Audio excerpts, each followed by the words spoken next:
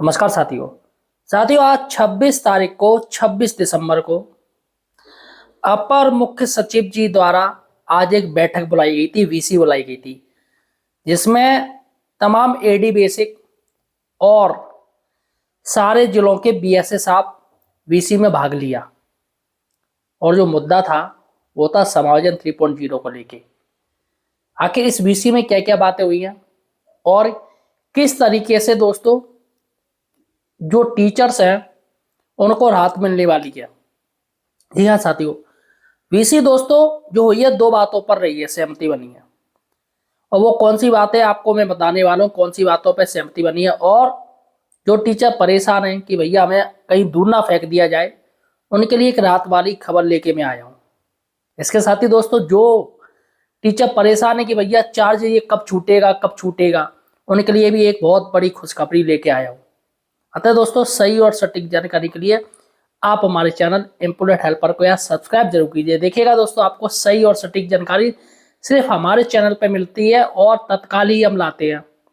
देखिएगा, आज अपर मुख्य सचिव जी की बैठक हुई थी लखनऊ में, और वीडियो कॉन्फ्रेंस के माध्यम से सारे जिलों के बेसिक शिक्षा अधिकारी जुड़े और टाइम रखा गया था 3 बजे का। थोड़ा बहुत लेट हो गया था तो थोड़ा डिले हो गया था, लेकिन वीडियो कॉन्फ्रेंस के माध्यम से बैठक हो गई, जिसमें साथियों निम्न बिंदु पर बात की गई। अपर मुख्य सचिव जी थोड़े नाराज भी हुए थे, क्योंकि ये अभी समायोजन 1.0 समायोजन 2.0 को लेकर जो कंट्रोवर्सी हुई है, इस पर दोस्तों विधानसभा में भी ये मुद्दा गूंजा है। समाजवादी पार्टी के तमाम विधायकों ने ये मामला उठाया है, स्कूल मर्जर को लेके, ट्रांसफर को लेके, ये सारी पॉलिसी को लेके। इस पर तो साथियों सरकार फूक फूक के कदम रख रही है और सरकार नहीं चाहती कि उसकी छीछालेतन हो।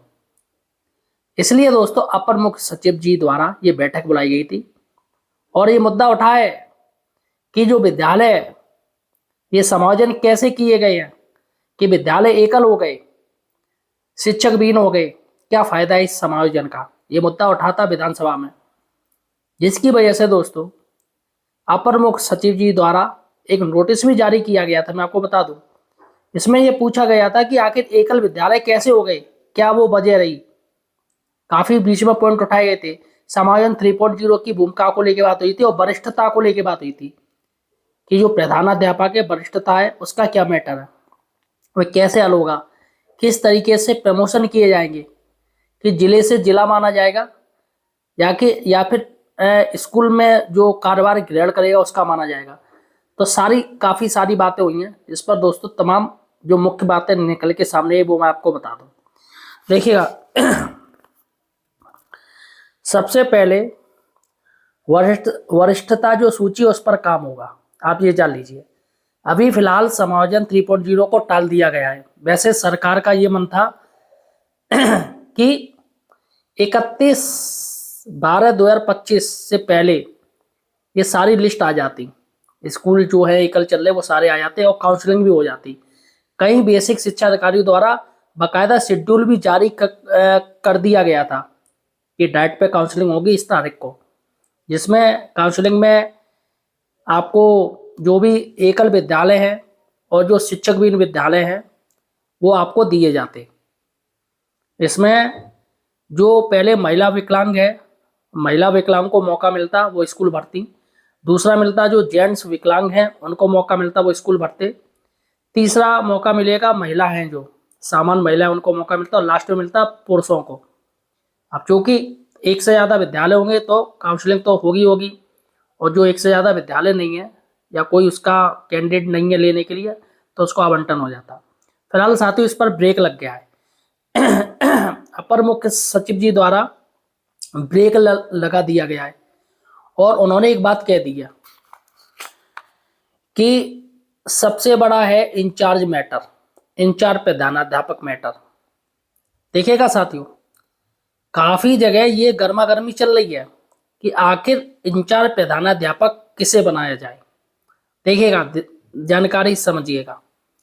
अभी समायोजन हुए हैं, काफी लोग अंतर जनपदीय ट्रांसफर से आए हैं, है ना, और काफी समायोजन किए गए हैं।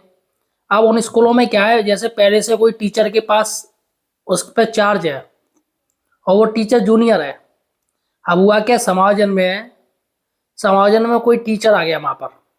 अब चूंकि वो सीनियर है, अब वो जूनियर चाहता है कि वो चार्ज ले ले, सीनियर चार्ज ले ले, लेकिन वो नहीं दे रहा है, सॉरी वो ले ही नहीं रहा है, क्योंकि चार्ज की अब आज के समय में बहुत ज़्यादा टेंशन है। अब जो जूनियर है, जो इंचार्ज है, वो कार्य कर रहा है और उसके यहाँ कोई टीचर आया है समायोजन होके, जो कि सीनियर है, वो चार्ज नहीं ले रहा है। इस पर दोस्तों विवाद चल रहा है। तमाम बेसिक शिक्षा अधिकारी भी, जिनका कहना है, खंड शिक्षा अधिकारी का कहना है कि स्कूल में कौन पहले आया है वही चार्ज देखेगा, लेकिन कायदे में जो सीनियर है उसको चार्ज मिलना चाहिए। तो ये ड्रामा चल रहा है।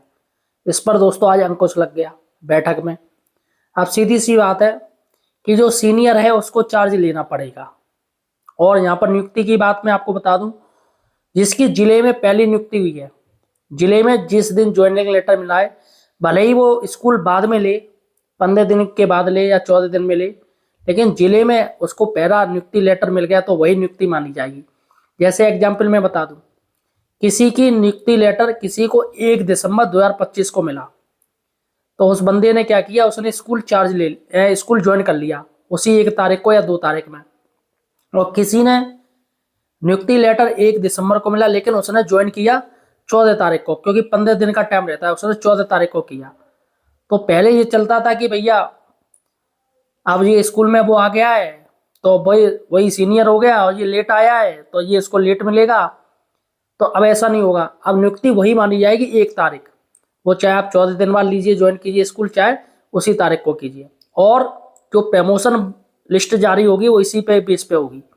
पहले ये होता था कि भैया स्कूल इन्होंने चार्ज ले लिया जल्दी तो इनको अब प्रमोशन में नाम आ जाएगा, अब नहीं, अब सभी को एक साथ रखा जाएगा। तो ये इसमें सहमति बनी है।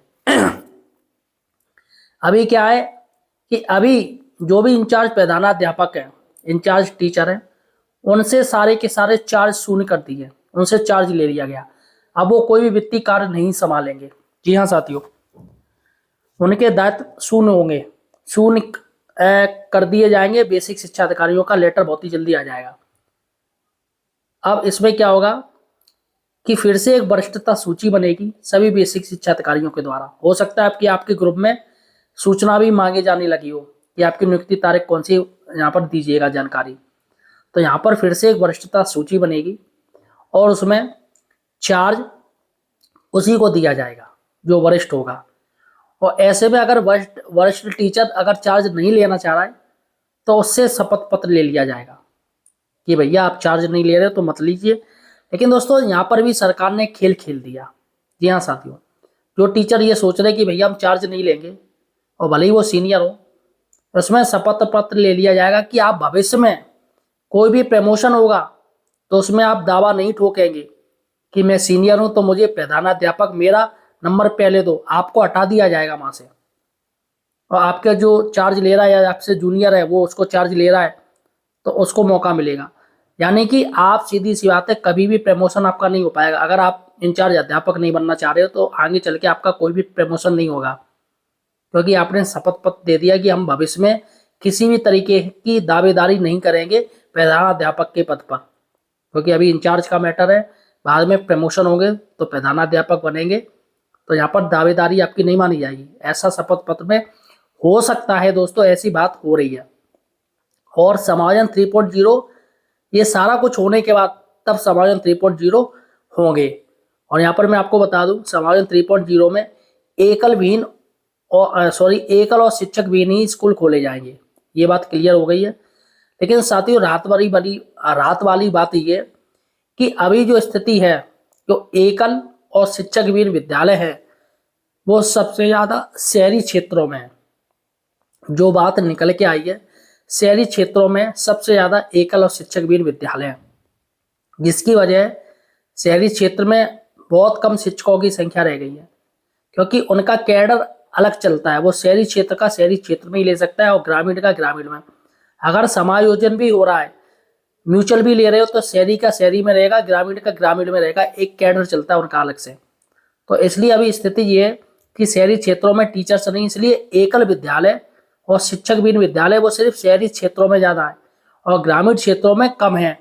तो यहाँ पर उन शिक्षकों के लिए एक खुशखबरी है, जो टीचर्स परेशान है कि उनको कोई दूर ब्लॉक में ना फेंक दिया जाए, तो उनके लिए ये राहत वाली खबर है।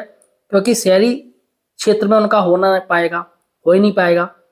लेकिन सरकार की तरफ से एक ऐसा आदेश जारी किया गया है, लेकिन अभी उसमें अमल नहीं लाया गया है, क्योंकि ये जो जीओ जारी किए जा रहे हैं सभी बेसिक शिक्षा अधिकारियों द्वारा किए जा रहे समाधान 3.0 में, उसमें साफ साफ आदेश कह रहे कि शहरी क्षेत्र का शहरी में रहेगा, है ना, और जो ग्रामीण क्षेत्र है वो ग्रामीण में रहेगा। तो सभी के अलग अलग चल रहे कैडर। भले ही सरकार कह रही है कि भैया हम ग्रामीण को हम शहरी में भेजेंगे, हम विस्तार भी करेंगे सीमा का, लेकिन फिलहाल साथियों अभी कुछ भी नहीं हुआ है। अभी जो चल रहा है उसी पर ध्यान दिया जाएगा। तो यहाँ पर ये क्लियर हो गया है कि समाधान 3.0 अब बाद में होंगे। सबसे पहले वरिष्ठता की बात की जाएगी कि किसको चार्ज देना, किसको चार्ज नहीं देना। जब ये सब कुछ सिमट जाएगा, और ये सिमटने का जो टाइम दे दिया है दोस्तों 31 तारीख से पहले, और अपर मुख्य सचिव जी द्वारा 31/12/2025 को फिर से एक वीसी बुलाई जाएगी इसी मैटर को लेके। अतः इनको ये जल्दी से जल्दी काम करना है, यानी यह 26 तारीख हो गई तो 3-4 दिन के अंदर ये सारा काम निपटा लेना है। और 31 तारीख को सारी की सारी वरिष्ठ कौन टीचर्स हैं, कौन चार्ज लेना चाह रहे हैं, किसने शपथ पत्र दे दिया, सारा काम उनको करके दिखाना पड़ेगा। तो यहाँ पर 31 को वीसी होगी और 30 तारीख आप लास्ट इसकी लाइफलाइन मान लीजिए, लास्ट 30 तारीख तक ये सारा कुछ करना है। 31 को वीसी होगी, उसमें ये क्लियर करना है। और फिलहाल साथियों मुझे लग रहा है कि जैसे ये क्लियर होगा वैसे ही जनवरी में साथियों समाधान 3.0 को लेके कुछ हो सकता है। और हो सकता है कि जनवरी की छुट्टियां होगी 15 दिन की, तो ओबियसली उसमें समाधान 3.0 हो जाएगा। तो साथियों ये आज की जानकारी मैंने आपको बता दी, और मैं आपको पहले ही बता रहा था कि सीनियर टीचर्स का ही समाधान 3.0 किया जाएगा, और देखते हैं फिर क्या होता है। आते दोस्तों आपके मन में और कोई प्रश्न है तो मुझसे पूछ सकते हो, और मेरे तमाम समाधान 3.0 को लेके मैंने काफ़ी वीडियो बनाए हैं जिसमें आपकी जो प्रॉब्लम है, जो समस्या है, उनका मैंने समाधान बताया है। तो वहाँ जाके आप देख सकते हो, आपकी जो समस्या है समाधान वो हो जाएगा। और फिलहाल आप मुझे कमेंट कर सकते हो और मैं आपको जानकारी पूरी दे दूंगा। धन्यवाद।